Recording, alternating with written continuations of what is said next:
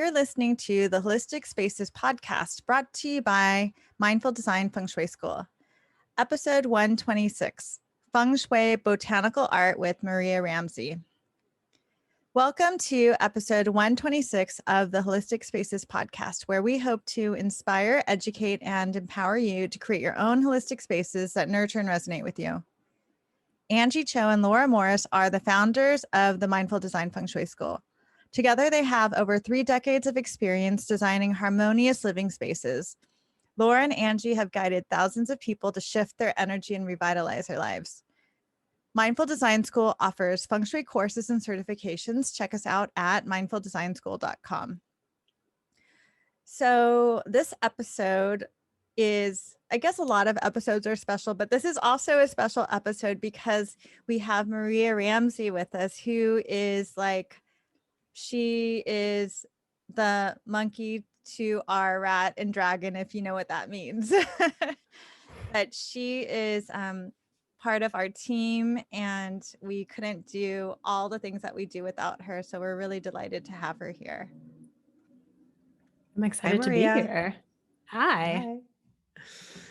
And today, Maria, we're going to talk about the stuff that you like to do when you're not making our lives easier and helping us with mindful design feng shui. You do your own thing. You have your own business and your own artistic practice.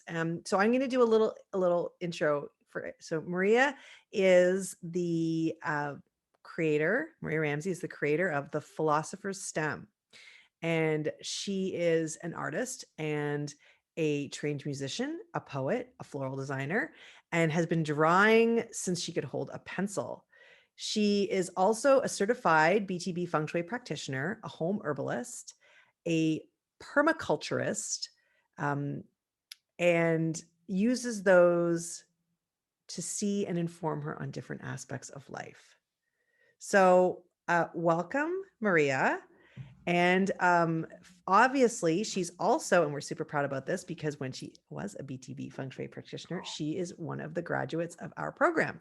So welcome, Maria. We're happy to have you here, and it's fun to have you on this side of the the side people can see you and not the background and not behind the scenes. Your front scene now.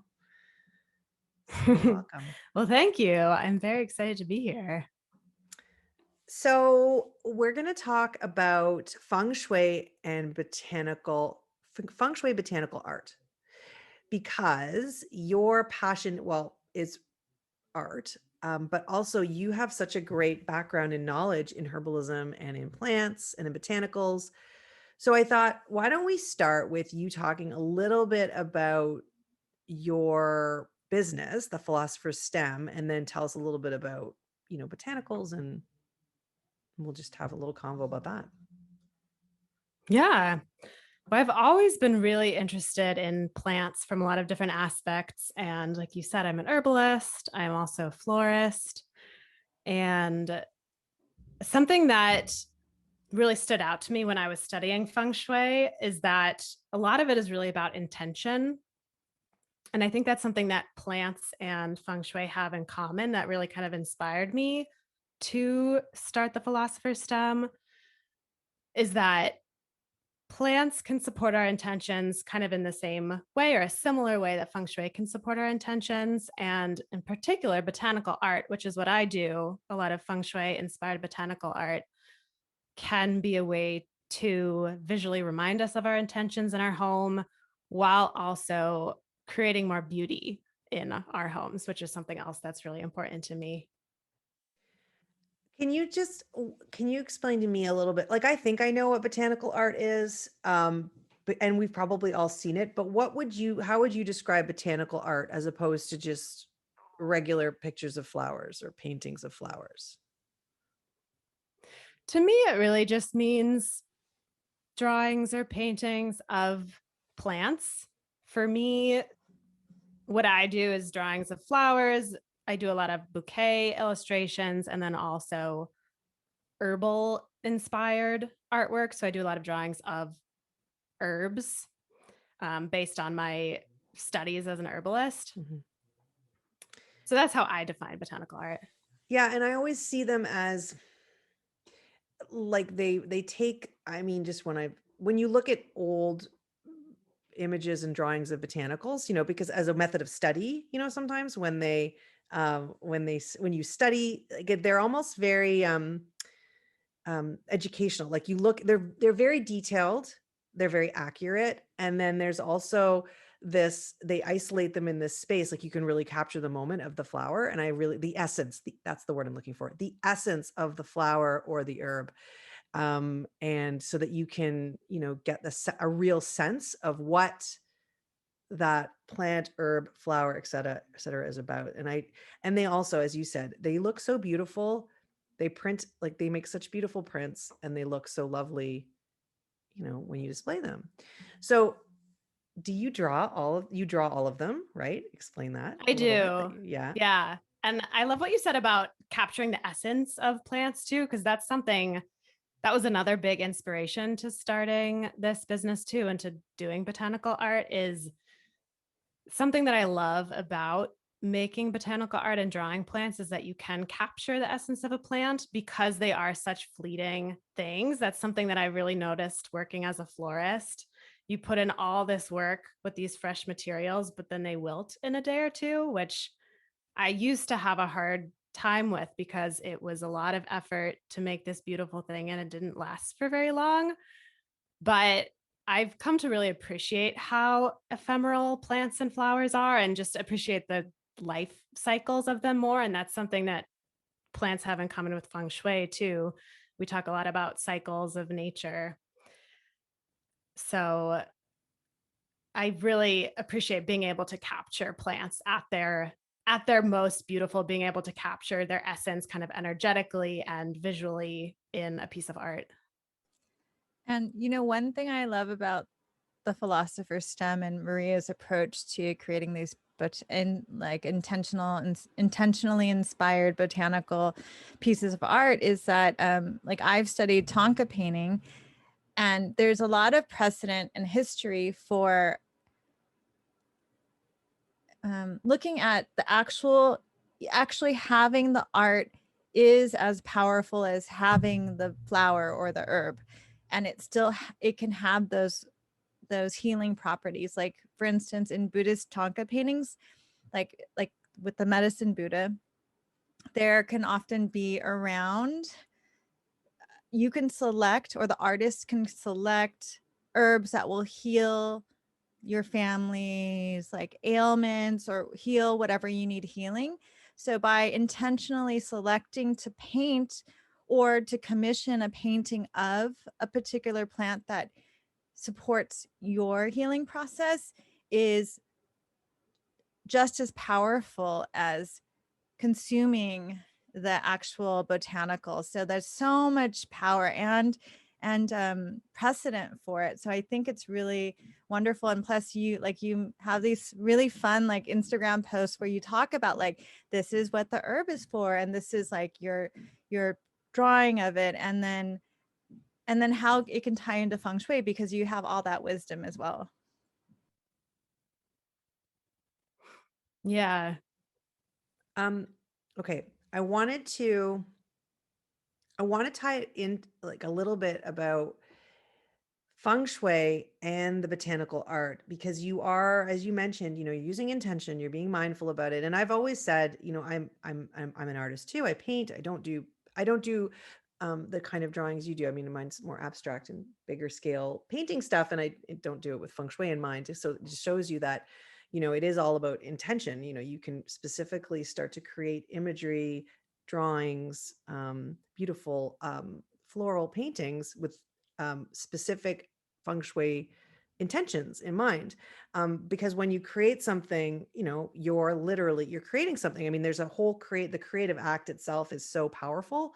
And as an artist, and when artists, they put themselves and their own creativity into something, and I think that in itself is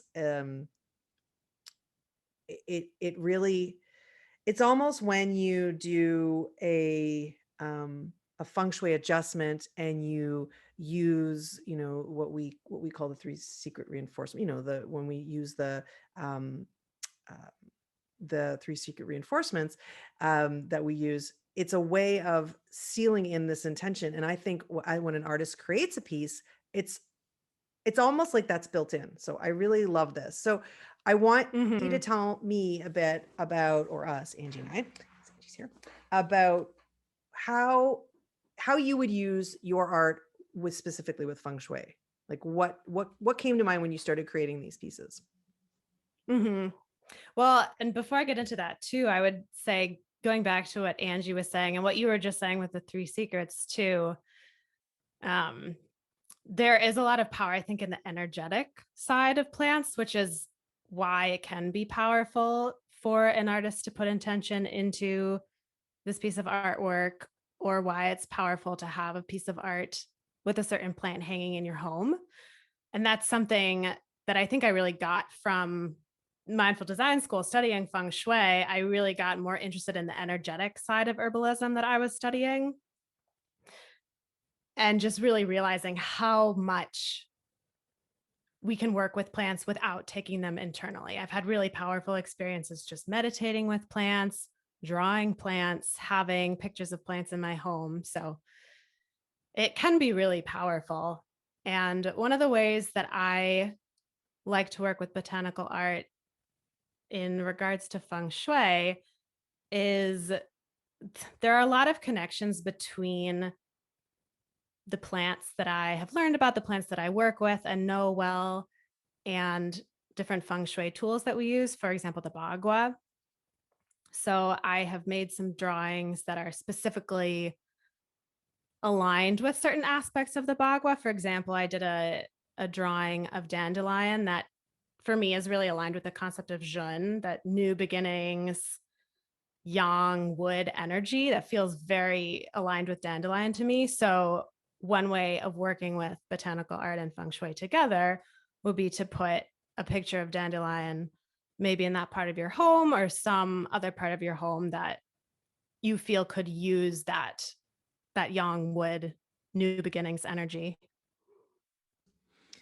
Yeah, and as you said, like when you pick these, and we know because we've seen these, because the bagua and because each of the guas has so many layers and so many nuances, and everything from color to organs to times of the of the year to seasons, all that stuff.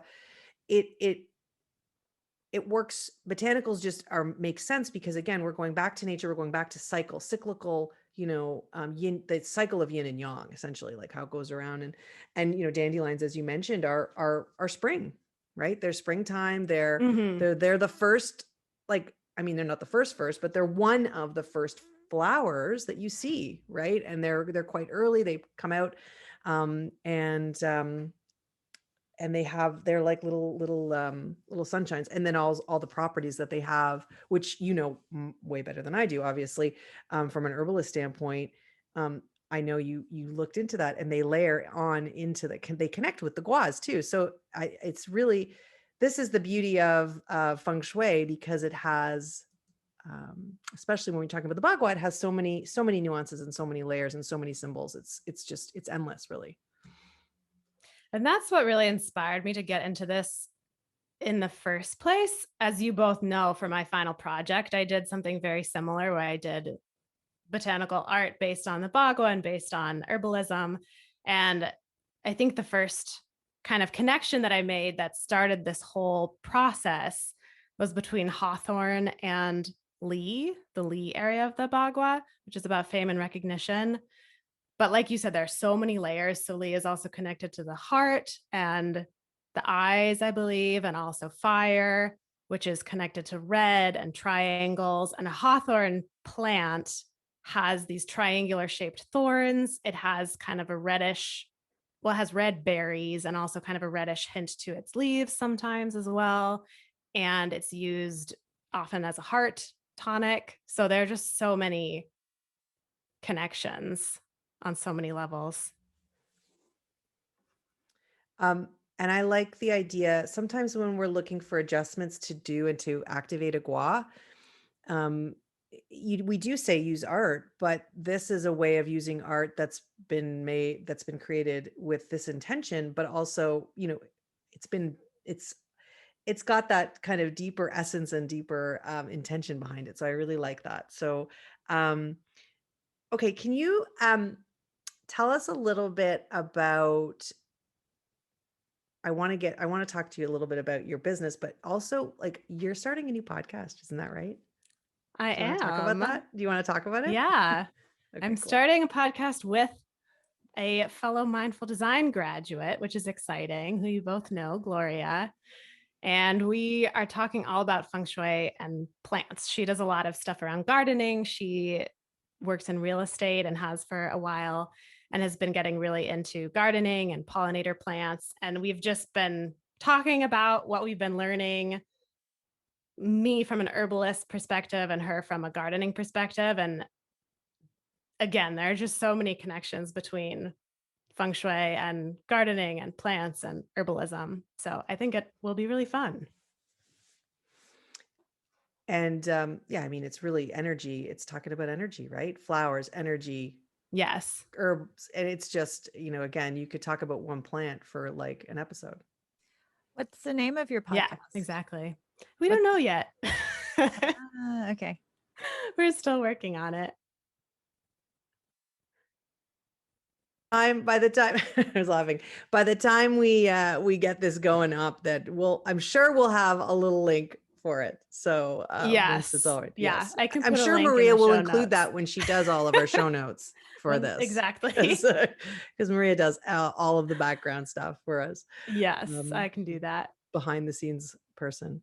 Okay, so can I ask okay, if I were to, I don't want to put you on the spot, but if I were looking to activate my career, what botanicals would you think about? So my path in life, my purpose, that kind of stuff. What botanical would you think of? One that comes to me is linden, which is a really beautiful tree and one that I like to just sit and meditate under. If you have access to a linden tree, that's a really wonderful way to connect with it. And the reason I think of linden is because it has a lot of watery qualities similar to Kan, or the career path in life area of the bagua. And it also can be helpful for kind of finding ourselves, like connecting with ourselves and feeling a sense of belonging, which I think is very related to that concept of path in life. It's like, where do we kind of fit into the world? Where do we feel like we belong? So I think linden is a great one. Yeah, our feng shui mentor, Stephen Post, lives on a street called, he lives on like Linden Place. He has a home on Linden Place with linden trees, and he always loves to talk about the linden plant. You should meet the linden tree. You should meet him one day because Yeah, that sounds lovely. Yeah, he loves talking about trees. He actually taught us when we were studying, he taught us how to talk to trees. And he's very much connected to trees and botanicals, but especially trees. That ancient, there's so much ancient old wisdom with trees. That's very true, because they've been around for so long. So trees, I think, especially out of all plants, have so much ancient wisdom, like you said. They're almost like grandmotherly, grandfatherly figures. And they connect heaven and earth, right? In a way, like they have the roots that go into the ground and then the leaves that reach up to the sky. So there's a real power there of the, tree of life imagery, and as above, so below, all that. So yeah, there's a real power to them. Exactly.